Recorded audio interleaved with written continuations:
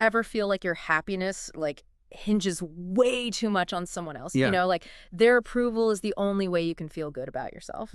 Yeah. Well, we're diving deep into emotional dependency today. Oh, interesting. And you're in for some really, really eye-opening insights I today. think a lot of people are going to relate to this. Right. What's fascinating is how common emotional dependency really is. We hear so much about physical dependency, Right. but emotional dependency, I think, can be just as strong and even more difficult to break. Yeah, definitely. And to kind of unpack all of this, you sent over some really interesting research and articles. There's even a podcast script Yeah. that deals with this topic. Right. It's like a deep dive within a deep dive. Exactly, exactly. So let's start with the basics. What exactly is emotional dependency? Sure. I mean, it's more than just, feeling really close to someone. Right. It is. It's when that need for closeness, that desire for closeness becomes, I guess, excessive in a way, when your well-being feels entirely dependent on another person. Like their moods dictate yours, sudden shifts, Yeah. Their approval is the only validation that really matters. I see, I see. This podcast script we received, it actually illustrates this perfectly. There's a story about this woman, Sarah, and she's constantly worried that her partner is going to leave. Right. And this stems from her childhood because she had emotionally distant parents growing up. Yeah, and that's such a classic example of how our past experiences, especially those early relationships in childhood, can really set the stage for emotional dependency later in life. It's like those early relationships, they're almost like a blueprint for how we approach future ones. Exactly. Exactly. And if that blueprint makes us, more prone to clinging to others or seeking validation, it can definitely lead us down a path of dependency, even in situations that might not be healthy. That makes a lot of sense.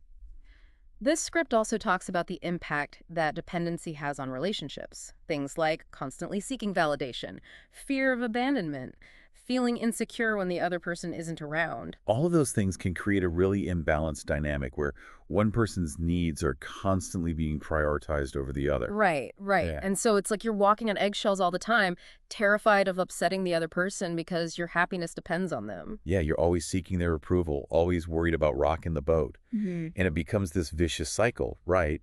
Because you end up putting their needs above your own at the expense of your own well-being. Which makes total sense when you consider, some of the root causes that this script outlines. I mean, it's not like people are choosing to be emotionally dependent. There's often deeper issues at play, right? Absolutely. It's not a choice. It's Yeah. often a subconscious pattern. And low self-esteem, I think that is a huge factor. Because if you don't inherently feel worthy or valuable as an individual, it's natural to seek that validation externally. And often, that search for worthiness, it manifests in our romantic relationships. It's like thinking, well, if they love me, then I must be worth something. Exactly. Exactly. But like we all know that outsourcing your self-worth, it never really works out. It's not a sustainable solution. Oh. And it can actually make that fear of abandonment even worse. Oh, okay.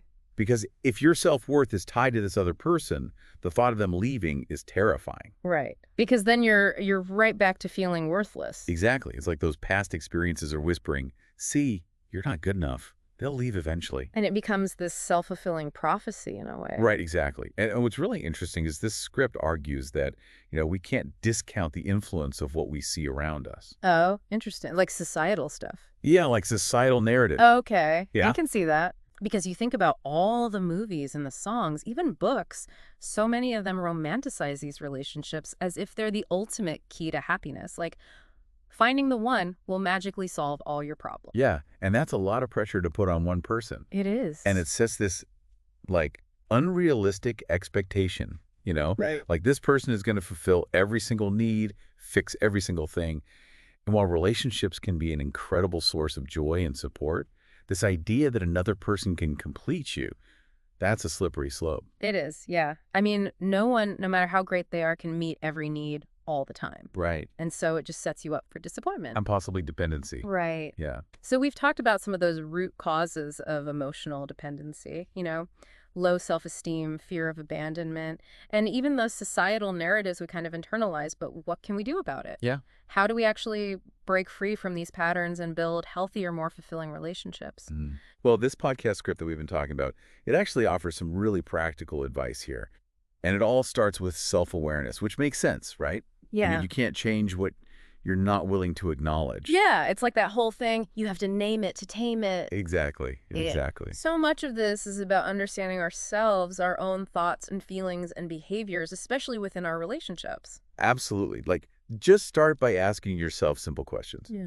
Do you constantly need reassurance from your partner? Right. Are you terrified of disagreeing with them? Ooh, good question. Those are important things to explore, right? Yeah.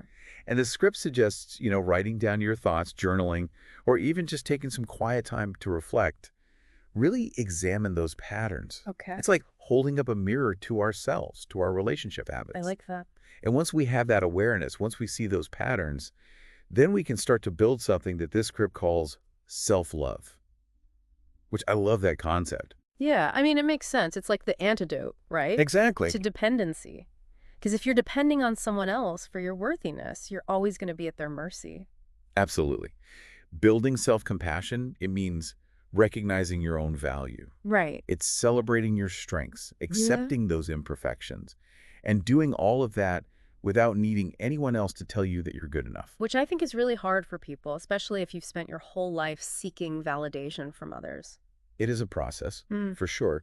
And the script talks about practical things, Mm. like finding activities that bring you joy, that fulfill you, things that you can do totally on your own, for you. So like creative hobbies, Yeah, volunteering, learning something new, like a new language. exactly. Anything that helps you connect with your own sense of purpose, your own accomplishments. Okay. And you know what often comes with self-love? Setting healthy boundaries. Oh, yeah, that's a big one. It's like when you start valuing yourself more, you're like, hey, hold on a second. This is important to me, too. Absolutely. And emotional dependency, it thrives in those places where boundaries are blurry or non-existent. It's that feeling of being responsible for your partner's happiness, even if it means like sacrificing your own. Exactly. Yeah. Exactly. And that's where learning to say no becomes so important. Oh, yeah. Whether it's, saying no to a request or voicing a different opinion, or simply just saying, you know what, I need to prioritize myself for a little bit. Right, because saying no to someone, it doesn't mean you're rejecting them. Right. It's just about honoring your own limits. Exactly. And your own well-being. Right. And that ties into another point this script makes about developing emotional resilience. Okay. Because life, it has its ups and downs. And if our emotional state depends entirely on our partner being there to soothe us, Right. to constantly manage our emotions, It's a lot of pressure on them. it's a lot of pressure. It's like putting all your emotional eggs in one basket, Yeah. which is not a recipe for stability. Not at all. No. Right. And this podcast script we're talking about, they talk about the importance of developing your own coping mechanisms, ways to process and manage tough emotions without relying solely on someone else. And they give some good examples, too, like mindfulness, meditation, even just simple breathing exercises.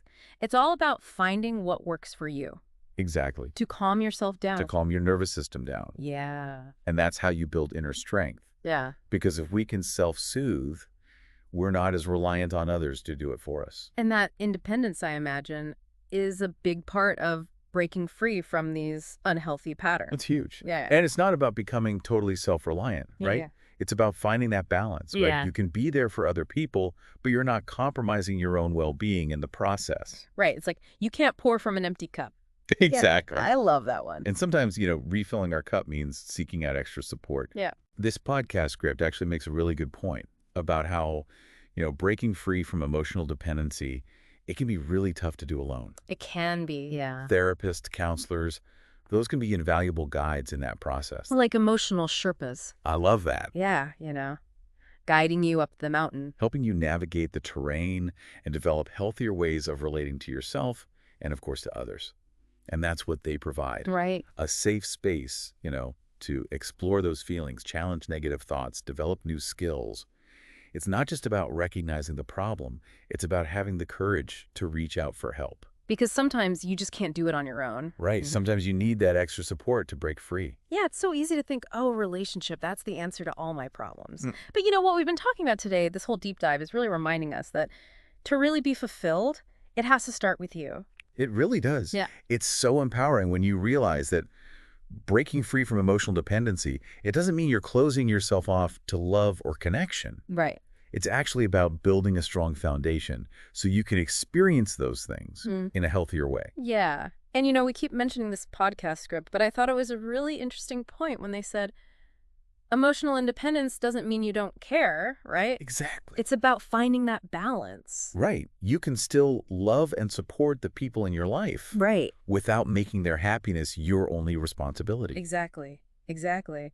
And so when both people feel secure in themselves, confident in who they are, imagine how much more authentic and fulfilling that relationship could be. Absolutely. Yeah. No more walking on eggshells. Right. No more constantly seeking validation Yeah. or being afraid of rejection. It reminds me of that, I don't know if it's cliche, but that quote, you can't love another until you love yourself. It's so true. It's so true. And I feel like this whole conversation, this deep dive, has given our listeners some really great tools, like setting boundaries, building resilience, learning to meet your own needs. It's a journey. It is. It's not like you just wake up one day and you're magically emotionally independent. Right. It's about recognizing those patterns and then, challenging them. Yeah, absolutely.